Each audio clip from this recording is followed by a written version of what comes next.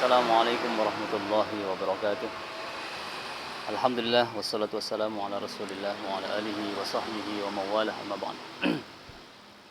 Subhanaka la ilma lana illa ma 'allamtana innaka antal alimul hakim. Jemaah Majelis Nurul Iman Telkom yang dirahmati Allah Subhanahu wa taala, kita bersama-sama memanjatkan puji syukur ke hadirat Allah Subhanahu wa taala. Salawat dan salam kita haturkan ke Rasulullah Muhammad sallallahu alaihi wasallam. Hari ini kita sedang ada di pekan pertama dari bulan Sya'ban. Sebuah bulan yang Nabi menyebutnya penuh kemuliaan, tetapi kebanyakan manusia melupakannya, yaitu bulan yang ada di antara Rajab dan Ramadan. Ya, ketika kita berbicara Rajab, maka semuanya tahu bahwa Rajab adalah bulan haram, bulan yang mulia. Di dalamnya ada peristiwa besar, yaitu Isra'uhu wa Mi'rajuhu sallallahu alaihi wasallam. Dan sesudah Sya'ban ada Ramadan. Ya, kebanyakan orang berkonsentrasi atau memusatkan perhatiannya kepada bulan suci Ramadan.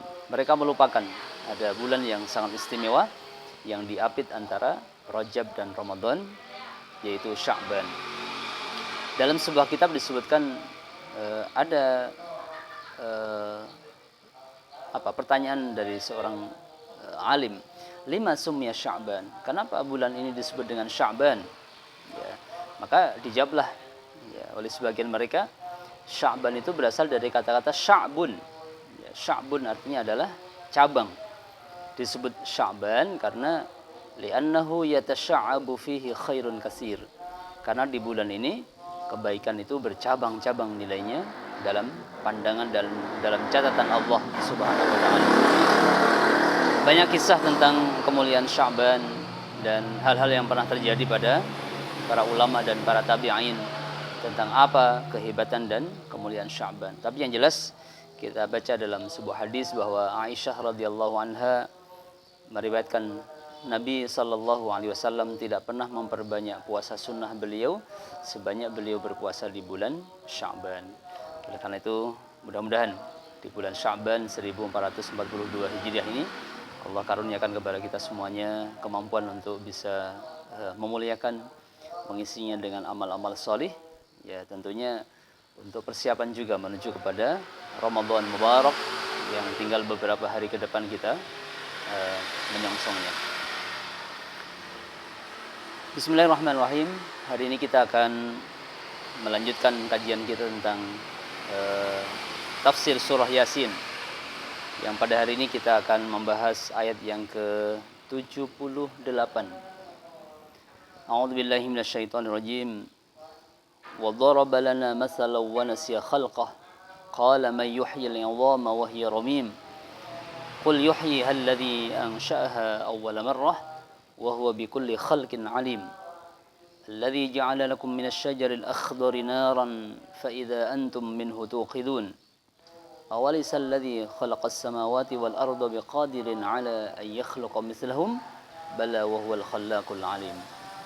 Dan insyaallah nanti akan kita sambung apabila waktu memungkinkan. Bismillahirrahmanirrahim. Wa dharaba lana mathalan, dan dia membuat permisalan, contoh untuk kami, ai amran ajiban, yaitu sesuatu yang aneh, sesuatu yang mengherankan.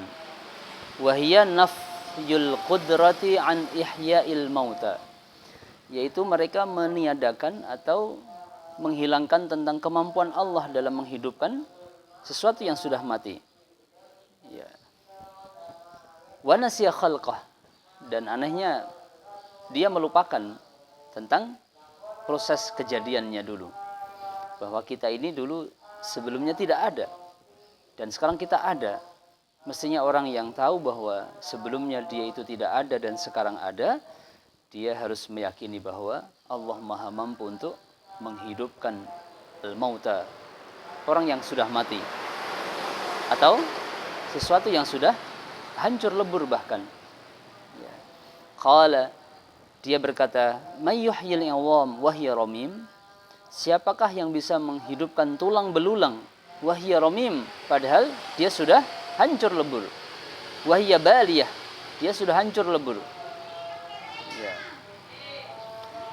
Summa aradallahu ta'ala al-jawab. Kemudian Allah ya memberikan jawaban kepada orang yang berkata, "May yuhyil 'idhama wa hiya ramim."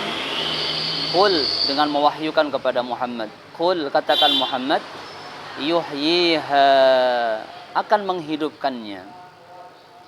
Dalam sighahnya ini fiilnya mudhari. Ya, berarti sesuatu yang akan dilakukan fil mustaqbal, ya, pada waktu yang akan datang.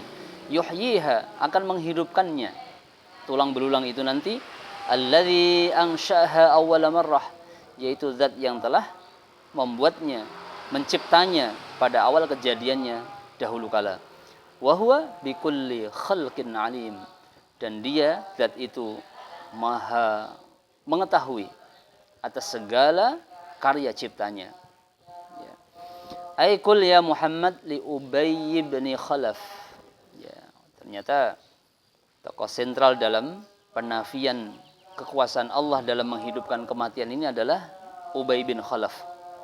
Yang pada kisah yang lalu kita sampaikan bahwa terjadi dialog ya antara Rasulullah dengan Ubay bin Khalaf ini, seorang kafir dari Quraisy, dan pada perang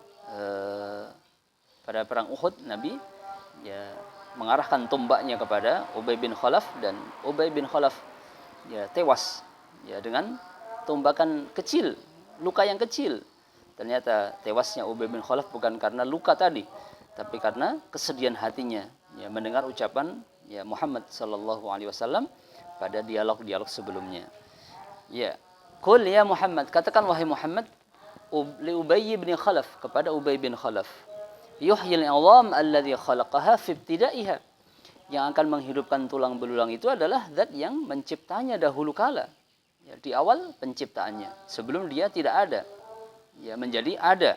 Maka nanti ketika dia sudah menjadi tulang belulang yang lebur, Allah lah yang akan menghidupkannya lagi. Wa huwa bi kulli khalqin alim, dan Allah itu maha mengetahui tentang setiap makhluk yang diciptakannya. Ya. Kenapa Allah memberikan sifat bi kulli khalqin alim? Wa huwal khaliq alladzi khalaqa min qatrati ma. Ya, bagaimana tidak? Dialah zat yang mencipta dari tetesan air surah menjadi sebuah bentuk. Afala yaqdiru ay yakhluqaha minat turab? Apakah Allah tidak mampu untuk menciptanya, ya membangkitkannya lagi dari debu yang ya sudah menyatu dengan tulang belulang yang hancur tadi. Ya, ini Allah melogikakan ya, jawaban beliau kepada Rasulullah untuk disampaikan kepada pengingkar-pengingkar tentang hari kebangkitan dan hidupnya tulang belulang yang sudah ya lebur dengan turab, dengan debu. Ayat berikutnya, alladzi ja'ala lakum minasy-syajaril akhdari naran fa idza antum minhu tuqidun, yaitu zat yang telah mencipta untuk kalian semuanya minasy-syajaril akhdar, dari pohon yang hijau, pohon yang masih segar. Allah cipta dari pohon yang masih hijau, yang masih segar itu naron, api. Ya. Kal marh wal afar. Ya, jadi orang Arab itu mengenal dua pohon ini, namanya pohon marh dan pohon afar. Ini Ibnu Abbas berkata, huma syajaratani fil bariyah. Dia adalah nama dua pohon yang ada di daratan, di suatu tempat. Yuqalu li ihdahuma al-marh wal ukhra al-afar. Yang pertama namanya al-marh, yang kedua namanya al-afar. Faman arada bi waqdin nari, siapa yang ingin menyalakan api, faqata'a ghusnaini, ya kemudian dia memotong dua dahan dari dua pohon itu, ya wa huma akhdarani, padahal keduanya masih hijau karena baru dipotong dari dahannya. Yaqturu minhumal ma, ya keduanya masih meneteskan air. Fayushaqul marh 'alal afar, maka digesek-gesekkanlah dahan dari pohon marh tadi di atas dahan dari pohon afar. Fatakhruju minhuman nar, maka keluarlah api dari kedua batang pohon yang digesek-gesekkan tadi itu. Biiznillah, dengan izin Allah Subhanahu wa taala. Ya. Ini maksud daripada betapa tidak Allah yang mencipta dua batang pohon yang masih hijau, yang masih meneteskan getah atau air, bahkan ketika digesek-gesekkan keduanya bisa mengeluarkan api. Ya. Pertanyaannya, dari mana api itu? Bagaimana Allah mencipta api dari dua dahan yang masih hijau yang digesek-gesekkan tadi itu? Ya. Ini menjadi renungan untuk orang-orang yang mengingkari tentang kebangkitan tadi. Awalaysa alladhi khalaqas samawati wal arda biqadirin ala an yakhluqa mithlahum bala wa huwal khallaqul alim. Ya, ditegaskan lagi dengan permisalan yang lebih tinggi daripada sekedar al-markh dan al-afar tadi. Dua batang pohon yang masih hijau, yang masih meneteskan getahnya, tetapi keduanya bisa mengeluarkan api ketika digesek-gesek. Ya, Allah kemudian menyatakan lagi, awalaysal ladzi khalaqas samawati wal arda. Betapa tidak, zat yang menciptakan langit-langit dan bumi ini, biqadir, dia tidak mampu ala ayyakhluqa mislahum, untuk mencipta, untuk menjadikan mislahum, seperti permisalan yang di atas tadi itu. Sesudah mati dibangkitkan, sudah menjadi tulang belulang, kemudian dihidupkan kembali. Allah mencipta langit dan bumi saja qadir, Allah maha mampu. Bala, sebagai jawabannya dari bentuk interrogatif istifham awalaysa tadi, ya dijawab bala, iya. Wa huwal khallaqul azim, wa huwal khallaqul alim, bahkan dia adalah zat yang mencipta dan maha mengetahui. Ya. Jadi renungkanlah betapa mudah Allah menghidupkan tulang belulang yang sudah lebur dengan debu tadi. Lawang Allah yang mencipta langit dan bumi saja yang sebegini besarnya, Allah maha mampu. Dia adalah zat yang khallaq, zat yang maha mencipta, dan dia adalah zat yang maha al-alim. Ya. Kemudian ditutup dengan firman-Nya, innama amruhu idza arada syai'an ay yaqula lahu kun fayakun. Jadi segala prosesi kejadian yang ada di muka bumi ini, sesungguhnya Allah hanya membutuhkan satu kata saja, kun. Ketika Allah berkehendak untuk mencipta apapun, ketika Allah ingin berkarsa apapun, menghendaki apapun, Allah cukup berkata kun. Ya, jadilah. Fayakunu, maka terjadilah apa yang diinginkan oleh Allah, terwujud atau terjadi tadi itu. Sebagaimana ungkapan orang-orang ahli tauhid, masya Allahu kana. Apa saja yang diinginkan, yang dikehendaki oleh Allah, ya, untuk berada, untuk berwujud, kana, pasti akan ada. Wa ma lam yasha, dan apapun yang tidak dikehendaki oleh Allah untuk berada, untuk terwujud, lam yakun, sesuatu itu tidak akan pernah ada, ya, dalam kehidupan kita ini.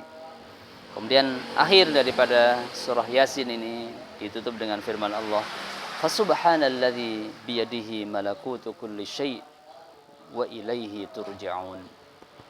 Sebuah ayat yang sangat indah.